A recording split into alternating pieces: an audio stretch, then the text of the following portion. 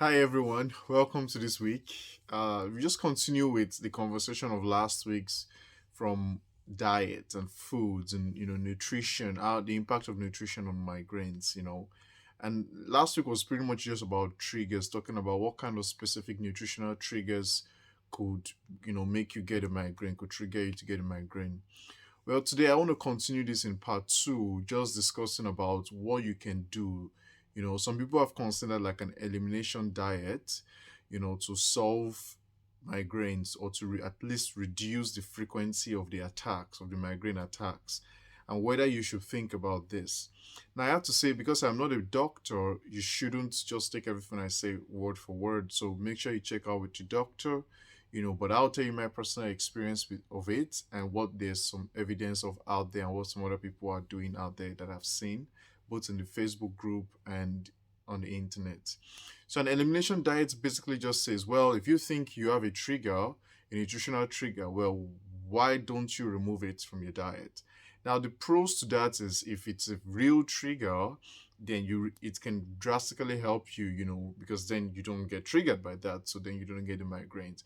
And personally, I found like red wine or wine in general actually, like just by not having it, by eliminating it from my diet, it reduces all the chances of being triggered and having a migraine. And I mean, anything to not have a migraine goes a long way for me, and I'm sure it's the same for you. So just not having to have a migraine is amazing, So I've eliminated red wine from my diet entirely, and it helps and goes quite a long way. So that's an example of what an elimination diet could be.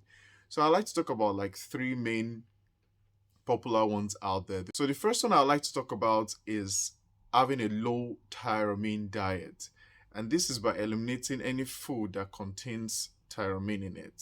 So for example, processed meats, aged cheese, citrus-based fruits like oranges, grapefruits, wine, beer, just things like that, and some kinds of beans.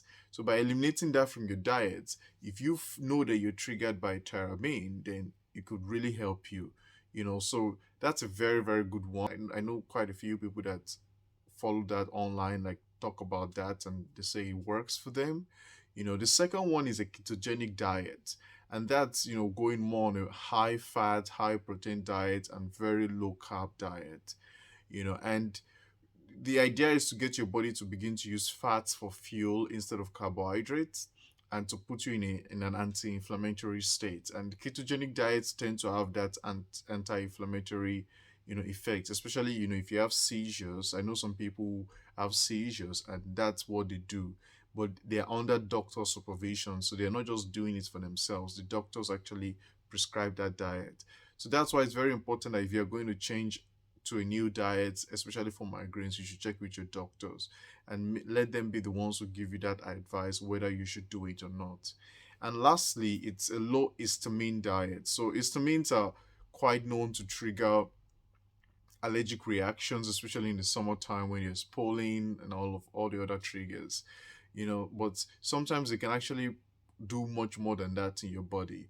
So by eliminating histamine foods or foods that contain histamine like chocolates, some kinds of nuts, canned food, pickled things, vinegar, and even alcohol as well, then it can actually help you if you know you're triggered by histamines. Well, so what have I tried? Personally, I have tried the low tyramine diet. I have tried the low histamine diet. I have tried the ketogenic diet. The worst one of all was the ketogenic diet, and the reason was just I just can't function with low carbs. Genetically, I'm used to high carbs.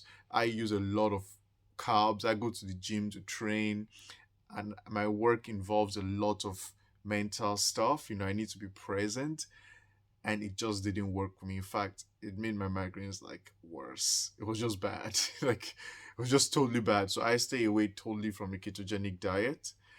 I just don't like it at all. And I used to be a health coach, and I still am a health coach, and I used to coach people, and I know quite a lot of people that go on that for weight loss and can be effective in the short term, but it's not very healthy in the long term. So let's just put that there. But if your doctor tells you to go on it, then you should probably go on it due to their recommendation. The other two, the low tyramine diet and histamine diet, they've kind of worked for me, especially because I eliminated some of those things, like alcohol, processed meats and those things. So they kind of work for me. And in general, I eat very healthy anyway. So the chances of me having those processed meats or, pickled stuff are very low anyway. My diet is not based on those things.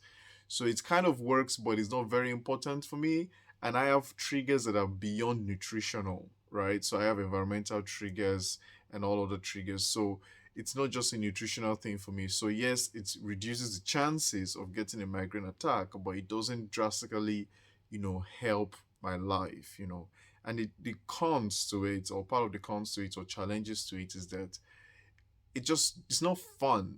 Some of these foods are very tasty. You want to eat them and enjoy them, and by getting rid of them from your diet, it's like your quality of life sort of reduces because you can't enjoy all the foods and all of that. So personally, I would rather like just eat a very healthy diet, based on fresh vegetables, fresh meat, fresh produce, very balanced, something that I can truly enjoy, and then work on the other aspects of my life, like stress management, and just making sure I have a good support system, and all my other triggers like the weather, the sunlight, all those other things that are easier to control and don't drastically affect my quality of life. So I rather like solve those issues, and also using quite a lot of nutrients and vitamins.